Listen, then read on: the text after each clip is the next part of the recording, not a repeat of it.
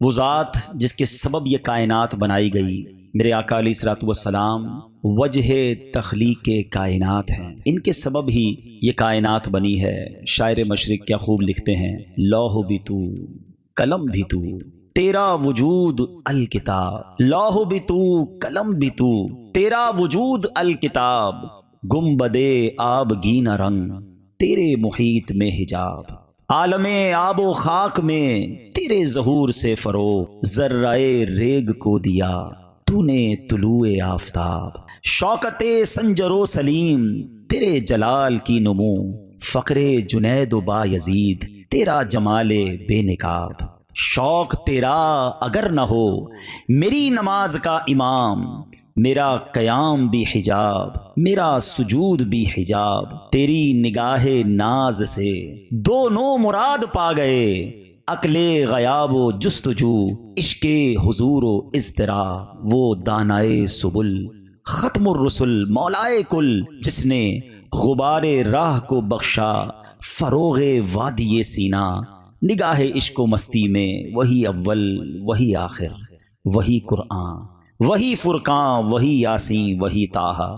سبحان اللہ، جتنا ذکر خیر کیا جائے اتنا کم ہے۔ تو میرے میٹھے اسلامی بھائیوں، میں درود پاک کی فضیلت پر ایک حدیث پاک بیان کرنا چاہوں گا، اور بڑی خوبصورت حدیث ہے۔ مشکلات اور پریشانیاں چلتی ہیں، نبی پاک علیہ الصلوۃ والسلام کا فرمان ہے جس کا مضمون ہے کہ تم میں سے کوئی شخص اگر کسی مصیبت میں ہو یا پریشانی میں ہو، اس کو چاہیے کہ وہ مجھ پر کثرت سے درود پڑھے، کہ درود جو ہے وہ مصیبتوں اور پریشانیوں کو لے جاتا ہے، مصیبتوں اور پریشانیوں کو دور کر دیتا ہے۔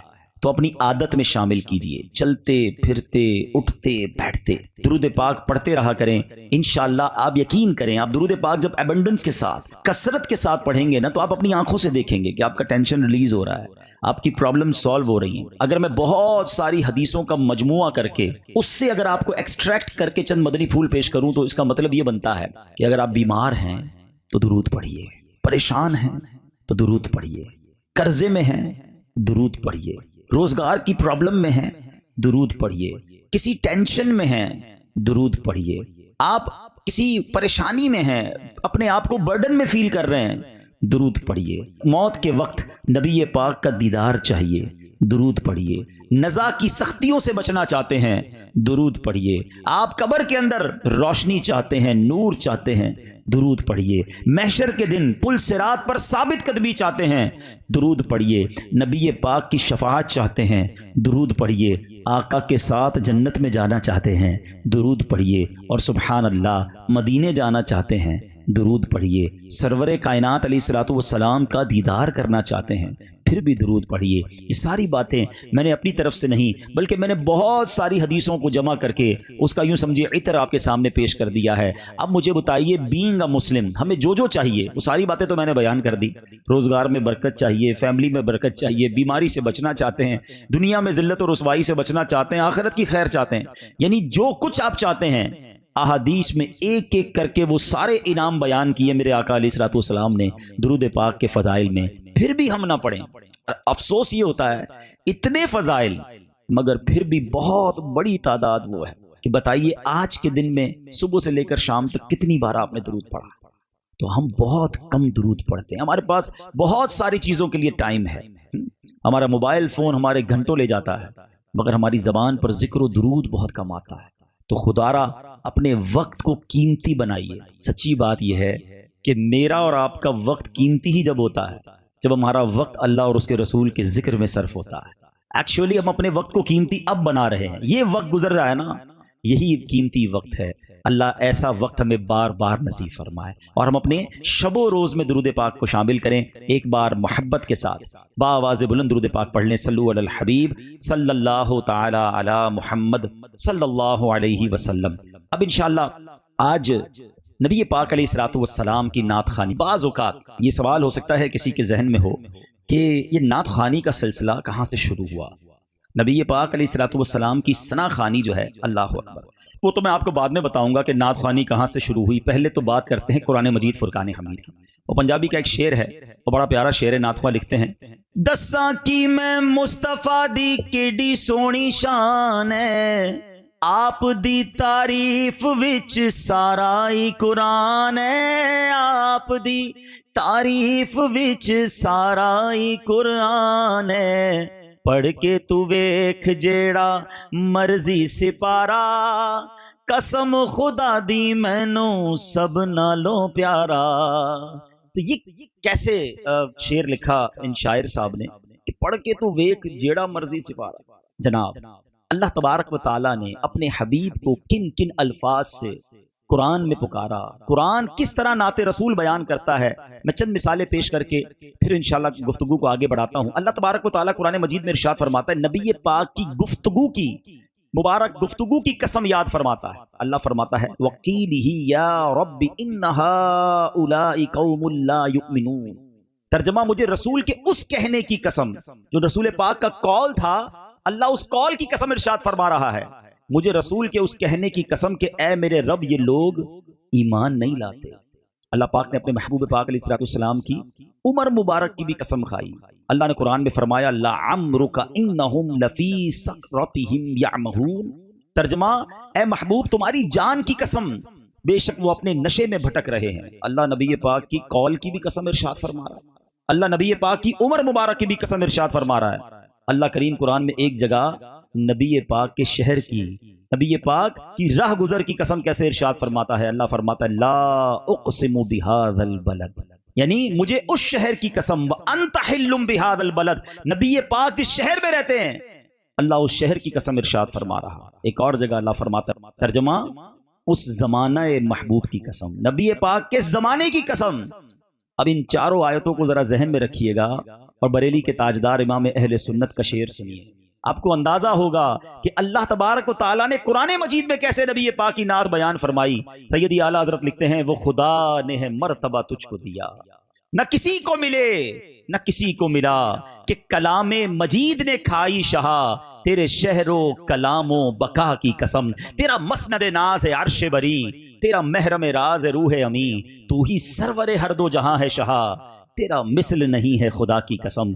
अल्लाह अकबर। मैं आज सारी रात आपको कुरान पाक की आयतें ही सुनाता रहूं और बताता चलूं कि कहां कहां रब अज़्ज़ व जल ने नबी पाक के जिक्र को किस तरह बुलंद फरमाया। मगर एक छोटा सा जायजा पेश करके मैं अपने मौजू की तरफ आऊंगा और यहां मैं आज पूरा बयान इंशाअल्लाह कोशिश करूंगा कि सिर्फ कुरान ही की बात करें। दरअसल कुरान से हमें क्यों मोहब्बत ना हो।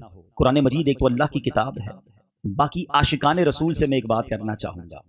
हम नबी पाक के बहुत सारे मौजज़ात का जिक्र सुनते हैं और यकीनन जो आशिकाने रसूल हैं, जब भी नबी पाक के मौजज़ात की बात करते हैं ईमान ताज़ा ही होता है, दिल खुश हो जाता है कि सुभान अल्लाह, अल्लाह ने हमारे आका अलैहिस्सलाम को कैसा मर्तबा अता फरमाया। और सहाबा किराम की किस्मत पर रश्क भी आता है कि उन्होंने अपनी आंखों से चांद के 2 टुकड़े होते देखे, अपनी आंखों से सूरज को पलटते देखा, आका अलैहिस्सलाम की दुआ पर बारिश बरसते भी देखी, दुआ फरमाने पर बारिश रुकते भी देखी, हजरत अबू कतादा की निकली हुई आंख वापस लगकर रोशन होते भी देखी, और लकड़ी नबी पाक किसी सहाबी को पकड़ाएं तो उसे तलवार बनते भी देखी। ऐसे मौजज़ात हैं कि बयान करते चले जाएं, 5 उंगलियों से 5 चश्मे जारी होते भी सहाबा ने देखे, मगर हम तो नहीं देख सके। हम सुन रहे हैं और एंजॉय करते हैं, ईमान ताज़ा करते हैं, मगर आप जानते हैं एक मौजज़ा जिसको सबसे बड़ा मौजज़ा कहा जाता है, नबी पाक के सारे मौजज़ात में सबसे बड़ा मौजज़ा कौन सा है? आज़मुल मौजज़ात जिसे कहा जाता है, द बिगेस्ट मिरेकल ऑफ रसूलुल्लाह सल्लल्लाहु अलैहि वसल्लम, वो है कुरान मजीद फुरकान हमीद। वो आज हमारे दरमियान है ना, उसको तो हम देख सकते हैं, उसका फैज़ान तो हासिल कर सकते हैं, मगर अनफॉर्चुनेटली बहुत बड़ी तादाद हमारी कुरान नहीं पढ़ती, पढ़ते भी नहीं है और उसको अंडरस्टैंड भी नहीं करते। तो आज मैं आपको कुरान से इंशाअल्लाह नाते मुस्तफ़ा भी सुनाऊंगा, इंशाअल्लाह कुरान से बहुत सारे प्रॉब्लम्स का इलाज भी बताऊंगा और कुरान का एक बड़ा तारीखी वाक़या भी सुनाऊंगा। तो नबी पाक अलैहिस्सलाम फरमाते हैं, खैरुकुम मन तअल्लमल कुरान व अल्लमहु, तुम में बेहतरीन वो है, द बेस्ट अमंगस्ट यू, जो कुरान सीखे और दूसरों को सिखाएगा। तो इन बेस्ट लोगों में शामिल हो जाइए। आज से जिंदगी में एक रेवोल्यूशन पास करनी है, अपनी जिंदगी में एक नया प्लान लेके जाना है। अब मैंने अपनी लाइफ में क्या चेंज लाना है, क्या प्लस करना है, तो इसीलिए आज मैंने टॉपिक सिर्फ कुरान पाक को लिया है। अंदाजा हो कि ये कैसा खजाना है, ये कैसा रहमत का दरिया है, ये एक किताब में हमारे लिए क्या कुछ नहीं है। अल्लाह अकबर। पहले बात चूंकि नाते मुस्तफ़ा से चली है तो मैं आपको एक बहुत ही खूबसूरत जायजा पेश करूंगा, मगर मैं चाहूंगा कि यहाँ मौजूद इस्लामी भाइयों की सुबहान अल्लाह की सदा भी बुलंद होती रहे। अब जरा सुनिएगा, मैं कुरान की आयतों के बारे में आपको बताने जा रहा हूं कि अल्लाह ताला ने अपने हबीब अलैहिस्सलातु वस्सलाम की नात اور اپنے حبیب کا ذکر قرآن میں کس کس طرح کیا۔ سورہ فتح آیت نمبر 29 اللہ تبارک و تعالیٰ نے آپ علیہ الصلوۃ والسلام کو محمد الرسول اللہ فرمایا۔ سورہ آل عمران آیت نمبر 33 میں آپ کو مصطفیٰ قرار دیا گیا۔ مصطفیٰ کا معنی سمجھتے؟ چوزن ون، چنا ہوا، سلیکٹڈ۔ سیدی اعلیٰ حضرت سے پوچھو مصطفیٰ کا معنی کیا ہے؟ بریلی کے تاجدار کہتے ہیں ذات ہوئی انتخاب، وصف ہوئے لاجواب۔ ذات ہوئی انتخاب، وصف ہوئے لاجواب، نام ہوا مصطفیٰ، تم پہ کروڑوں درود۔ آگے سنو، سورہ آل عمران آیت 179 میں اللہ فرماتا ہے مجتبی۔ سورہ جن آیت نمبر 27 میں آپ کو مرتضیٰ کے لقب سے یاد کیا گیا۔ سورہ بنی اسرائیل آیت نمبر 1 میں عبد کامل۔ سورہ مائدہ آیت نمبر 15 میں آپ کو نور فرمایا گیا۔ سورہ نساء آیت نمبر 174 میں آپ کو برہان یعنی واضح روشن دلیل فرمایا گیا۔ سورہ احزاب آیت نمبر 40 میں آپ علیہ الصلوۃ والسلام کو خاتم النبیین فرمایا گیا۔ سورہ یاسین آیت نمبر 1 میں یاسین۔ سورہ طٰہٰ آیت نمبر 1 میں طٰہٰ۔ سورہ بقرہ آیت نمبر 119 میں بشیر یعنی خوشخبری سنانے والا اور نذیر یعنی ڈر سنانے والا فرمایا گیا۔ سورہ مزمل آیت نمبر 1 میں آپ کو مزمل۔ سورہ مدثر آیت نمبر 1 میں مدثر فرمایا۔ سورہ آل عمران میں آیت نمبر 164 میں اللہ پاک نے آپ کو مومنوں پر اپنا احسان قرار دیا۔ سورہ قلم آیت نمبر 4 میں آپ کو صاحب خلق عظیم فرمایا۔ سورہ بنی اسرائیل کی آیت نمبر 1 میں اللہ نے آپ کو صاحب معراج فرمایا۔ سورہ کوثر کی آیت نمبر 1 میں صاحب کوثر، تو سورہ بنی اسرائیل پہ نمبر 79 میں صاحب مقام محمود فرمایا۔ اللہ اکبر۔ جبھی تو سیدی اعلیٰ حضرت کہتے ہیں اللہ کی سرتاب قدم شان ہے یہ، انسان نہیں انسان، وہ انسان ہے یہ۔ قرآن تو ایمان بتاتا ہے انہیں، اور ایمان یہ کہتا ہے میری جان ہے یہ۔ سبحان اللہ، قرآن سے ہمیں پتہ چلتا ہے کہ نبی پاک کی شان اللہ تبارک و تعالیٰ نے کس پیارے انداز میں بیان فرمائی۔ نعت خوانی کی ابتدا، سبحان اللہ، بہت پیارے صحابی رسول ہیں، اور بھی بہت سارے صحابی، حضرت عبداللہ بن رواحہ بھی نبی پاک کی نعتیں پڑھا کرتے، مگر جو شاعر رسول نعت گو سرکار علیہ الصلوۃ والسلام کے دربار کے بہت مشہور ہوئے، حضرت حسان بن ثابت رضی اللہ تعالیٰ عنہ۔ تو اے نعت پڑھنے والوں تمہیں مبارک ہو، نعت پڑھنا تو صحابہ کی سنت ہے، اور نعت سننے والوں تمہیں بھی مبارک ہو کہ نعت سننا خود نبی پاک علیہ الصلوۃ والسلام کی سنت ہے۔ آقا علیہ الصلوۃ والسلام کی بارگاہ میں جو وہ شعر سناتے، اللہ اکبر۔ مگر جس شعر کی طرف میں توجہ دلانا چاہتا ہوں، شاید بہت سارے مسکنسیپشنز، بہت ساری غلط فہمیاں دور ہو جائیں، اگر یہ شعر یاد بھی ہو جائے، اس کا معنی بھی سمجھ آ جائے، توجہ سے سنیے گا تو کوئی وسوسہ دماغ میں نہ آئے، اس لیے میں نے سوچا کہ یہ اور کلیریفائی کر دوں۔ قرآن کی روشنی میں بھی آپ نے سن لیا، اب میں حدیث کی روشنی میں وہ شعر سناتا ہوں جو حدیث کی تمام بڑی کتابوں میں موجود ہے۔ وہ لکھتے ہیں وَأَحْسَنُ مِنْكَ لَمْ تَرَكَتْ عَيْنٌ وَأَجْمَلُ مِنْكَ لَمْ تَلِدِ النِّسَاءُ خُلِقْتَ مُبَرَّأً مِنْ كُلِّ عَيْبٍ كَأَنَّكَ قَدْ خُلِقْتَ كَمَا تَشَاءُ۔ اب ذرا شعر کو سمجھیے گا۔ حضرت حسان بن ثابت کہتے ہیں وَأَحْسَنُ مِنْكَ لَمْ تَرَكَتْ عَيْنٌ، حضور آپ جیسا حسین میری آنکھوں نے دیکھا ہی نہیں۔ وَأَجْمَلُ مِنْكَ لَمْ تَلِدِ النِّسَاءُ، حضور آپ جیسا حسین و جمیل کسی ماں نے جنا ہی نہیں ہے۔ خُلِقْتَ مُبَرَّأً مِنْ كُلِّ عَيْبٍ، یا رسول اللہ، اللہ تعالیٰ نے آپ کو سارے عیبوں سے پاک بنایا ہے۔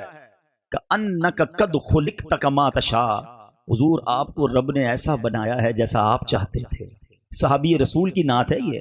There is no objection on the نعت of صحابی رسول۔ اب میں ان چاروں اشعار کے سامنے آج کی نعت خوانی کے کچھ اشعار رکھ دیتا ہوں تاکہ آپ کو کلیریفائی ہو جائے۔ آپ لکھتے ہیں وَأَحْسَنُ مِنْكَ لَمْ تَرَكَتْ عَيْنِي وَأَجْمَلُ مِنْكَ لَمْ تَلِدِ النِّسَاءُ، حضور آپ جیسا حسین و جمیل کسی ماں نے جنا ہی نہیں۔ تو اگر آج ہم جھوم جھوم کر پڑھیں کہ جیسے میرے سرکار ہیں، کہو نا ایسا نہیں کوئی، یہ تو صحابی رسول کی نعت کا ترجمہ ہوا۔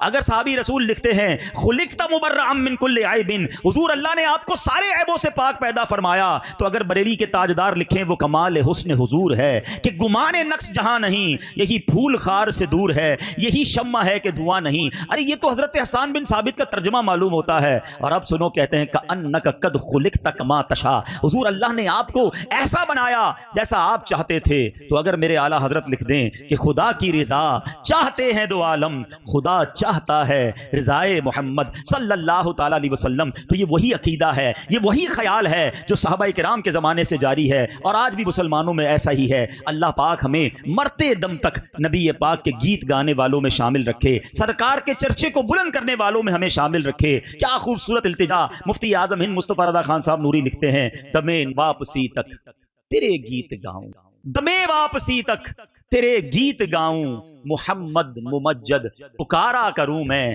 خدا خیر سے لائے وہ دن بھی نوری، مدینے کی گلیاں بہارا کروں میں۔ کیا خوبصورت التجا کرتے ہیں کہ میرا دین و ایمان، فرشتے جو پوچھیں، قبر میں پوچھیں گے نا فرشتے، سرکار کا عاشق نبی پاک کا دیدار بھی تو کرے گا نا۔ یہ عشق والی بات ہے کہ میرا دین و ایمان، فرشتے جو پوچھیں آقا تمہاری ہی جانب اشارہ کروں میں۔ سبحان اللہ۔ تو یہ چند باتیں میں نے نعت خوانی کے حوالے سے اور قرآن سے شان مصطفیٰ صلی اللہ تعالیٰ علیہ وسلم کے بارے میں عرض کی۔ اب میں اپنے بیان کے دوسرے پارٹ کی طرف آتا ہوں۔ آج میں آپ کو قرآن پاک کا ایک بڑا ہسٹوریکل واقعہ، کچھ واقعات وہ ہیں جو ہو چکے، مگر کچھ واقعات وہ ہیں جو ہونے ہیں قرب قیامت سے پہلے، کچھ قیامت کی نشانیاں آنی ہیں جن کو signs of day of judgment بھی کہا جاتا ہے۔ کچھ لوگ اس حوالے سے بھی کنفیوز رہتے ہیں یا کنفیوز کرنے والے کرتے ہیں کہ نبی پاک علیہ الصلوۃ والسلام کو علم غیب تھا یا نہیں۔ ہم سب عاشقان رسول کا ماننا یہ ہے کہ اللہ کے بتائے سے، اس بات کو یاد رکھیے، کوئی کنفیوژن نہیں ہے۔ اللہ تعالیٰ نے جتنا اپنے حبیب کو علم دیا، اللہ نے دیا نا، تو اللہ کے بتائے سے نبی پاک علیہ الصلوۃ والسلام کے پاس علم غیب تھا اور ہے۔ اچھا، اب اس کی بہت آسان مثال، بہت سارے کلیریفائی ہو جائیں گے کہ قیامت کی نشانیاں کیا ہیں۔ یہ تو ہوا نہیں ہے نا، تو سب ہوگا۔ قیامت سے پہلے کی نشانیاں کیا قرآن میں ہیں یا حدیث میں ہیں؟ نبی پاک علیہ الصلوۃ والسلام نے ساری ایک ایک کر کے قیامت کی نشانیاں بیان کی۔ تو سارا علم غیبی تو ہے، یہ کہاں سے پتا چلا؟ احادیث کے ذریعے ہمیں پتا چلا کہ قیامت سے پہلے دجال آئے گا، قیامت سے پہلے دابۃ الارض آئے گا، قیامت سے پہلے حضرت عیسیٰ علیہ الصلوۃ والسلام تشریف لائیں گے، قیامت سے پہلے امام مہدی آئیں گے، جناب فلاں علاقوں میں زلزلہ آئے گا۔ یہ ساری باتیں کہاں سے پتا چل رہی ہیں؟ آج دنیا مانتی ہے قیامت کی نشانیوں کو، موٹی موٹی کتابیں لکھ دی گئیں، تو سارا علم غیبی تو ہے۔ نبی پاک نے آنے والی خبریں دی ہیں۔ تو بہت خوبصورت شاعر نے بات لکھی، جو ہو چکا ہے جو ہوگا حضور جانتے ہیں۔ تو آج میں قرآن اور حدیث سے ایک ایسا واقعہ جو کہ ہونا ہے، اور وہ ہے یاجوج ماجوج کا خروج۔ یہ قیامت سے پہلے ہوگا۔ حضرت ذوالقرنین کی پہلے بات کرتے ہیں۔ دنیا میں 4 لوگ ایسے گزرے ہیں جنہوں نے پوری دنیا پر حکومت کی، ٹھیک ہے؟ اس میں 2 تھے کافر اور 2 تھے ایمان والے۔ جو ایمان والے تھے ان میں ایک حضرت سلیمان علیہ السلام، اللہ کے نبی جن کی پوری دنیا پر حکومت رہی، اور ایک حضرت ذوالقرنین۔ حضرت ذوالقرنین یہ اللہ کے نبی نہیں تھے، مگر یہ اللہ کے ولی تھے اور بہت بڑے بزرگ۔ آپ نے پوری دنیا کا ٹریول کیا۔ آپ کی زندگی میں جو 3 سفر ہیں وہ سارا سورہ کہف کو اگر پڑھیں، اتنی امیزنگ سورت ہے قرآن پاک کی۔ ویسے تو ہر سورت کو پڑھنا ہے، اس کی ٹرانسلیشن پڑھیں، اس کی تفسیر پڑھیں، مگر سورہ کہف میں 3 بڑے خوبصورت واقعات، اور تینوں ہی تاریخی واقعات ہیں۔ ایک حضرت ذوالقرنین کا واقعہ یاجوج ماجوج والا، ایک حضرت موسیٰ علیہ الصلوۃ والسلام اور حضرت خضر کی جو ملاقات ہوئی، اللہ اکبر، پڑھنے سے تعلق رکھتا ہے، ایسا واقعہ کہ ایمان تازہ کر دیتا ہے کہ ان دونوں کی ملاقات ہوئی اور کیا گفتگو ہوئی اور کیسے کیسے واقعات ہوئے۔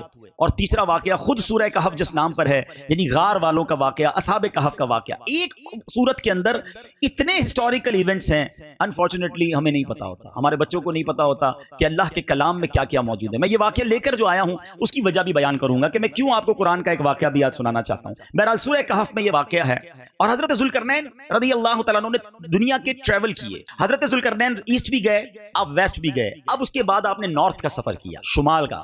اب یہ بڑا امیزنگ واقعہ ہے اور ایک قرآنی واقعہ ہے۔ اب جب شمال میں گئے تو وہاں بھی آپ کو ایک قوم ملی، اور اس قوم کی باتیں آپ کو سمجھ نہیں آ رہی تھی، ان کی زبان کوئی اور تھی۔ بہرحال انہوں نے اشاروں میں آپ کو بتایا کہ حضور ایک قوم ہے اور جس کے بڑے ظلم ہیں ہم پر، اور اس قوم کو جو ہے وہ ہمیں بچائیے اس قوم سے۔ تو آپ نے جب اس قوم کے بارے میں معلوم کیا تو پتہ چلا وہ قوم جب آتی ہے تو سب جانور فصلیں سب کھا جاتی ہے، اور وہ تھے یاجوج ماجوج۔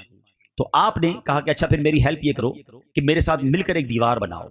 اب ایک ایسی ہسٹوریکل وال بنائی گئی ہے، اور یہ اللہ کی شان ہے کہ یہ دنیا میں ایگزسٹ کرتی ہے وال، یہ دیوار بھی ہے اور یاجوج ماجوج بھی اس وقت اس دنیا میں ہیں۔ ٹھیک ہے، اب یہ کہاں ہے، اللہ نے ہماری نظروں سے کیسے چھپایا ہے، یہ اللہ کی قدرت ہے۔ بہرحال حضرت ذوالقرنین نے وہ دیوار بنائی اور اس دیوار کے بارے میں تفسیر قرآن میں لکھا کہ اس میں لوہا بھی ڈالا گیا، لکڑی بھی ڈالی گئی، اور جناب آگ جلا کر اس کو اتنا کانکریٹ کر دیا گیا اور وہ بہت اونچی بلند کی گئی پہاڑوں کے درمیان۔ اس کو سد سکندری کہا جاتا ہے، ٹھیک ہے، وال آف حضرت ذوالقرنین۔ اچھا، اب یہ وال تو بلند کر دی گئی۔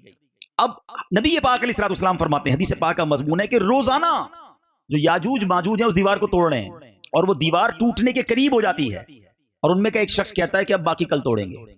جب وہ دوسرے دن آتے ہیں تو اللہ کے حکم سے وہ دیوار پوری بھی ہو جاتی ہے اور پہلے سے زیادہ مضبوط بھی ہو جاتی ہے۔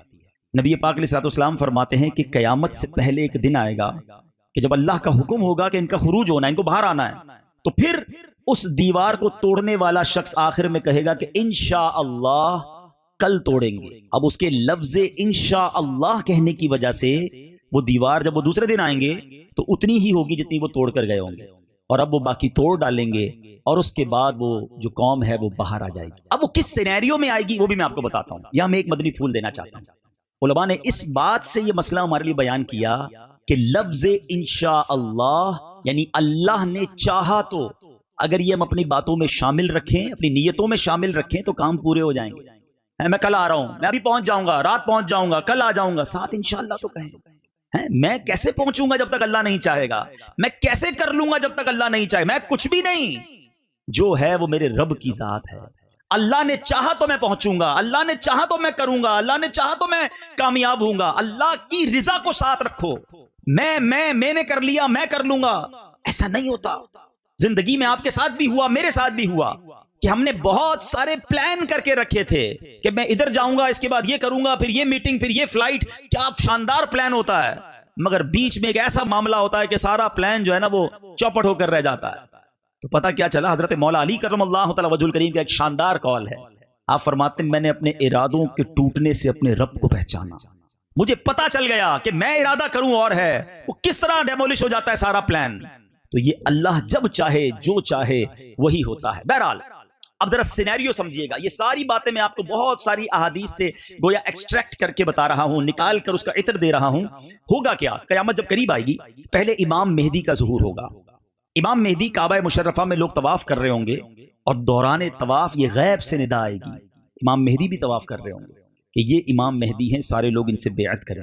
پوری دنیا کے ابدال جو ہوں گے، اولیاء کرام اس وقت طواف میں مشغول ہوں گے، وہ امام مہدی کے ہاتھ پر بیعت کر لیں گے، اور اب امام مہدی جو ہے وہ مسلمانوں کو گویا لیڈ کریں گے۔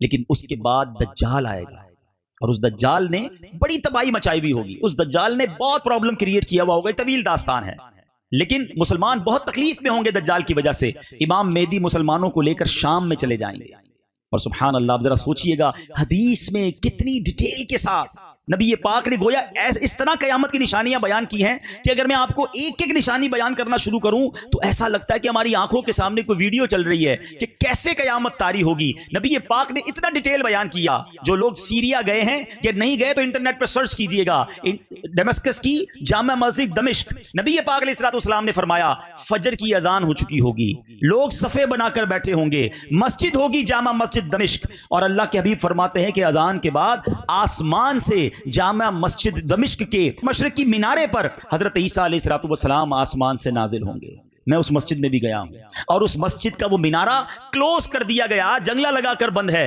اب صرف وہ مینارہ اسی دن کھلے گا جب حضرت عیسیٰ علیہ الصلوۃ والسلام جو ہیں آسمان سے اس مینارے پر نزول فرمائیں گے۔ نبی پاک فرماتے ہیں کہ وہ اس مینارے پر آئیں گے، احادیث کا مضمون ہے، اور پھر آئیں گے تو امام مہدی عرض کریں گے حضور آپ فجر پڑھائیں۔ حضرت عیسیٰ علیہ الصلوۃ والسلام چونکہ اب امتی بن کر آئیں گے تو اب امام مہدی ہی کو آگے کریں گے، امام مہدی جماعت کروائیں گے۔ اس کے بعد حضرت عیسیٰ علیہ الصلوۃ والسلام دجال کو قتل کریں گے اور مسلمانوں کے اندر ایک سکون کیوں سمجھے کہ بات برپا ہوگی۔ مگر اب فوراً اس کے بعد کچھ دنوں کے بعد یاجوج ماجوج کا خروج ہو جائے گا۔ یہ کیسا وقت ہوگا؟ حضرت عیسیٰ علیہ الصلوۃ والسلام کو حکم ہوگا کہ مسلمانوں کو لے کر کوہ طور پر چلے جائیں، آپ کوہ طور پر چلے جائیں گے، اور یاجوج ماجوج اس دنیا میں وہ تباہی مچائیں گے کہ وہ انسان، کیڑے مکوڑے، تمام چیزوں کو ختم کرتے ہوئے چلے جائیں گے۔ یہاں تک لکھا گیا کہ ایک بہت بڑا دریا ہوگا، یاجوج ماجوج کی ایک قوم بحر تبریہ اس کو کہا جاتا ہے، اس سمندر کے اس کنارے سے جب گزریں گے اور جب دوسری جماعت گزرے گی تو ان کو لگے گا یہاں پانی ہی نہیں تھا، وہ سارا پانی پی جائیں گے۔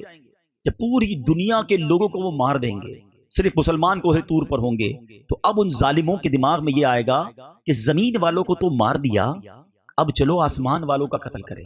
اب وہ آسمان کی طرف تیر چلائیں گے اللہ کی طرف سے۔ اب آپ غور کریں کہ وہ کہتے ہیں نا حکمت الہی، ظالموں کو اللہ ڈھیل دیتا ہے، ان کے تیر جو آسمان سے واپس آئیں گے نا وہ خون والے ہوں گے، یعنی وہ فیل کریں گے کہ معاذ اللہ ہم نے آسمان والوں کو بھی قتل کر دیا۔ اور اب جب ان کا ظلم زوروں پر ہوگا، اب حضرت عیسیٰ علیہ السلام دعا کریں گے مسلمانوں کے ساتھ، اور اب اللہ تعالیٰ ان ظالموں کی گردنوں میں ایک ایسی کیڑا پیدا کر دے گا جس سے وہ، ان کی تعداد کتنی ہوگی یہ بھی سوال ہے، حدیث پاک کا مضمون ہے، روایتوں میں آتا ہے کہ یاجوج ماجوج جو ہیں وہ انسانوں سے 9 ٹائم زیادہ ہوں گے، یعنی 10 اگر حصے کیے جائیں اس دنیا کے تو ایک حصہ انسان ہوں گے، 9 ٹائمز وہ ہوں گے، تو اب اتنی بڑی تعداد میں وہ ہوں گے کہ ان کی گردنوں میں کیڑے پیدا ہوں گے اور وہ سارے کے سارے مر جائیں گے۔ حضرت عیسیٰ علیہ السلام جب کوہ طور سے نیچے آئیں گے تو اس زمین پر کوئی جگہ ہی نہ ہوگی، اتنی لاشیں پڑی ہوں گی اور ان کی بدبو ہوگی۔ آپ دعا کریں گے تو اللہ پاک کچھ پرندوں کو بھیجے گا، جو پرندے ان یاجوج ماجوج کو اٹھا کر جدھر رب چاہے گا ادھر چلے جائیں گے، پھر بہت زبردست بارش ہوگی، زمین فصلیں اگائے گی، گویا زمین کی کلیننگ ہوگی، اور پھر اسلام کا دور دورہ ہوگا۔ میرے میٹھے اسلامی بھائیوں، یہ ساری باتیں کتابوں میں موجود ہیں، قیامت کی نشانیوں پر جو حدیثیں پڑھیں گے، اور میں نے آپ کو جو سورہ کہف کی بات کی ہے وہاں جائیں تو وہاں ڈیٹیل سے یہ واقعات موجود ہیں۔ اللہ تبارک و تعالیٰ نے قرآن مجید فرقان حمید میں یاجوج ماجوج کے بارے میں بھی کیا خوب ارشاد فرمایا۔ بس اللہ کرے کہ ہم قرآن پڑھنے والے بن جائیں اور اس پر عمل کرنے والے بن جائیں۔ اب یہاں اس واقعے سے جو سبق ملتا ہے وہ کیا ہے؟ میں پہلے میسج دے دوں، پھر میں قرآن سے کچھ علاج بھی بیان کروں گا۔ جو میسج ہے کہ ظالم جو ہوتے ہیں نا ان کا انجام ہمیشہ برا ہو۔ یہ لوگ یاجوج ماجوج کے بارے میں یہ بھی لکھا گیا کتابوں میں کہ یہ جہنم کا عذاب بھی پائیں گے، کیونکہ نبی پاک علیہ الصلوۃ والسلام نے ان کو اسلام کی دعوت بھی پیش کی تھی مگر یہ اسلام نہیں لائے۔ تو اے میرے میٹھے اسلامی بھائیوں، ظالم کا جو انجام ہوتا ہے نا وہ ہمیشہ دردناک ہی ہوتا ہے۔ ہم اس آقا کے امتی ہیں کہ جو معاف کرنے والے، درگزر کرنے والے، بدلہ لینے والے نہیں، فارگیو کرنے والے۔ ہم کلام بھی تو پڑھتے ہیں نا، سلام اس پر کہ جس نے گالیاں سن کر دعائیں دی، سلام اس پر کہ جس نے خون کے پیاسوں کو کبائیں دی۔ آقا جانی دشمن کو معاف کر دیتے، اور ہم چھوٹی چھوٹی بات پر دشمنیاں سٹارٹ کرتے ہیں۔ فلاں کو تو نہیں چھوڑوں گا، فلاں سے تو بدلہ لوں گا، اس کو تو میں بتاؤں گا میں کون ہوں۔ نہیں میرے میٹھے اسلامی بھائی، آپ نے درگزر کرنا ہے، آپ نے دشمنی نہیں پالنی، معافی دینی ہے، اور ظلم کبھی نہ کریں۔ یاد رکھیے گا، زندگی ایسی گزارو کہ کسی کو میری وجہ سے تکلیف نہ ہو۔ میں آپ کو اپنے آقا علیہ الصلوۃ والسلام کی ایک حدیث سناتا ہوں۔ اللہ کے حبیب علیہ الصلوۃ والسلام فرماتے ہیں، من آذا مسلمن فقط آذانی، جس نے کسی مسلمان کو تکلیف دی، نبی پاک فرماتے ہیں اس نے مجھے تکلیف دی۔ اب یہاں یہ شرط نہیں ہے کہ میں اپنے رشتہ دار کو تکلیف نہ دوں، باقی اپنے ملازم کو جتنی چاہے تکلیف دوں، اپنی ماں کو تکلیف نہ دوں، اپنی بیوی کو چاہے جتنی تکلیف دے دوں، نہیں، اپنے گھر والوں کو تکلیف نہ دوں، سسرال والوں کا بے شک بیڑا غرق کر دوں۔ تمام مسلمانوں کے لیے فرمایا من آذا مسلمن مطلقاً، تمام مسلمانوں میں سے کسی کو تکلیف نہیں دینی۔ کیوں؟ کہ جس نے کسی مسلمان کو تکلیف دی، فقط آذانی، اس نے مجھے تکلیف دی۔ اور آگے سنو، ومن آذانی فقط آذ اللہ، جس نے مجھے تکلیف دی وہ ایسا ہے اس نے گویا اللہ کو تکلیف دی۔ یہ بات کدھر تک جاتی ہے؟